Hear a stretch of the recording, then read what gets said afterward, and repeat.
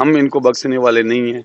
एक दलित के साथ जो इनका व्यवहार, सांसद अमराराम जी आ रहे हैं, हम उनसे भी मिलेंगे। क्या लूट का अड्डा आपने बना रखा है या आप इनके साथ कोई कमीशन है आपका? रामपाल जी के नायक के साथ जो मारपीट हुई, धरने से इनको उठा के ले गए। लोकतांत्रिक विभागीय जांच होनी चाहिए उनकी। उनके पास कितनी संपत्ति है, कितना उन्होंने जो ब्लैक मनी इकट्ठी कर रखी, उससे गालियां निकाली गई है, वो एफआईआर दर्ज होनी चाहिए। पुलिस प्रशासन मुर्दाबाद, मुर्दाबाद, मुर्दाबाद। नकली सीआई तेजवंत मुर्दाबाद, मुर्दाबाद, मुर्दाबाद। नकली सीआई तेजवंत को हटाना होगा, हटाना होगा, हटाना होगा। बोलवाड़ा थाना प्रभारी को हटाना होगा, हटाना होगा, हटाना होगा। घूसखोर सीआई तेजवंत मुर्दाबाद। न्याय दो, न्याय दो, न्याय दो। भाई रामपाल को न्याय दो, न्याय दो। हनुमानगढ़ जिले के गोलूवाड़ा थाने में दलित के साथ पुलिस के द्वारा जो मारपीट की गई है उसका मुद्दा गरमाया हुआ है। आज एक ज्ञापन एसपी के नाम अतिरिक्त जिला पुलिस अधीक्षक हनुमानगढ़ को सौंपा गया है।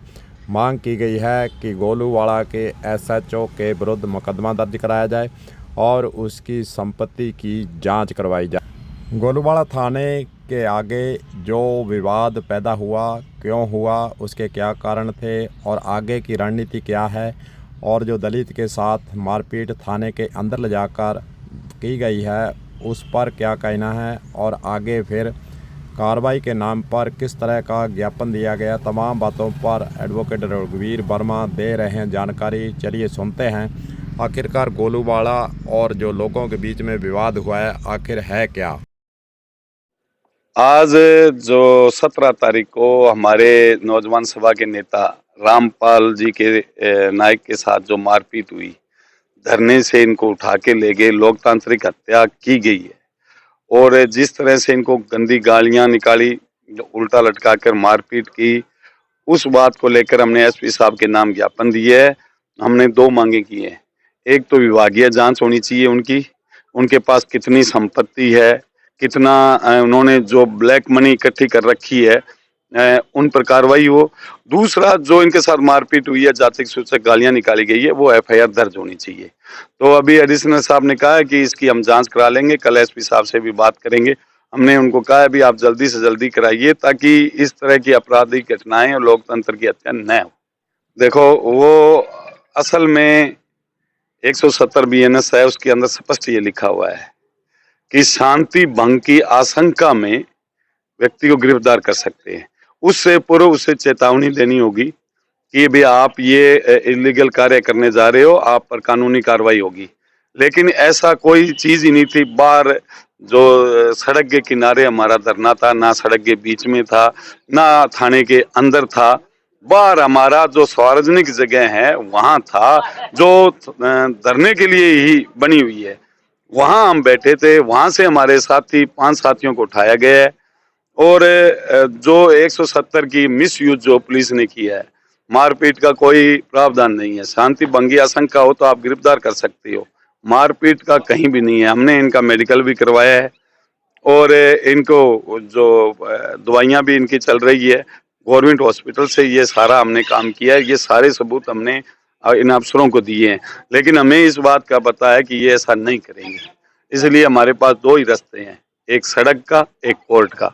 हम दोनों रास्ते अपनाएंगे, सड़क पर भी लड़ेंगे और कोर्ट में भी जाएंगे। अगर ये हमारी बात को नहीं सुनेंगे तो यहाँ कोर्ट में हम इस्तीगासे के रूप में जाएंगे और हाई कोर्ट जाएंगे। यहाँ के एसपी को, यहाँ के डीवाईएसपी को हम पार्टी बनाएंगे कि उनको अवगत कराया गया। आपके जरिए, फोटोओं के जरिए हमने ये सारी चीजें ली है। ये सारी की सारी हमने रजिस्ट्री भी ऑनलाइन वो डाक द्वारा रजिस्ट्री भी करवा दी है, उसकी स्लिप भी हमारे पास है। इन सारे तथ्यों को हम हाई कोर्ट लेकर जाएंगे कि ये इस तरह का व्यवहार किया गया है। हमने कोई जमानत नहीं कराई। वो क्या है कि फिर उन्होंने तहसीलदार से किसी से रिक्वेस्ट की है कि निजी मुचलके छोड़ दो, या निजी मुचलका नहीं है तो कोई अपना गुर्गा ले गए होंगे। ऐसे पुलिस वालों के गुर्गे ही बहुत होते हैं जो जमानत भरने के लिए तैयार रहते हैं। हमें इसके भी रिकॉर्ड के लिए हमने वहाँ के पीलीभंगा के हमारे वकील साहब है, उनको कहा है, वो भी रिकॉर्ड निकल रहा है, हम वो भी जांच करवाएंगे। अगर इनके गुर्गे इनकी है तो उनसे पता कराएंगे ये कौन है जमानतिया। और तहसीलदार ने अगर निजी मुचलके पर छोड़ा है तो उस दिन जितनी जमानतें हुई है क्या उनको भी निजी मुचलके पर छोड़ा है, ये भी एक जांच का विषय है। इससे ये पता चलता है कि इनके ये क्या करना चाहते हैं। गोलूवाला तो नहीं होगा, आने वाले 20 साल भी नहीं होगा।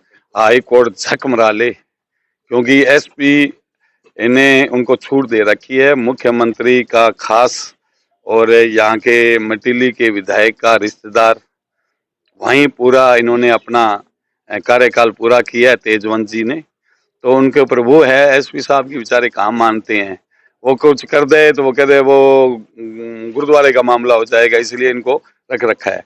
हमने ये कहा है कि आप किसी भी ऐसे मामले की आड़ लेकर आप 2 नंबर का काम नहीं कर सकते, इसलिए हमने उनकी प्रॉपर्टी की जांच की मांग की है। वो भागचंद के, वो कृपाला राम के और सीआई तेजवंत के, और क्या नाम था उसका, शुभम चौधरी कि इनके जो इन्होंने शपथ पत्र ज्वाइनिंग के समय दिया था, इनकी प्रॉपर्टी क्या थी और आज क्या है।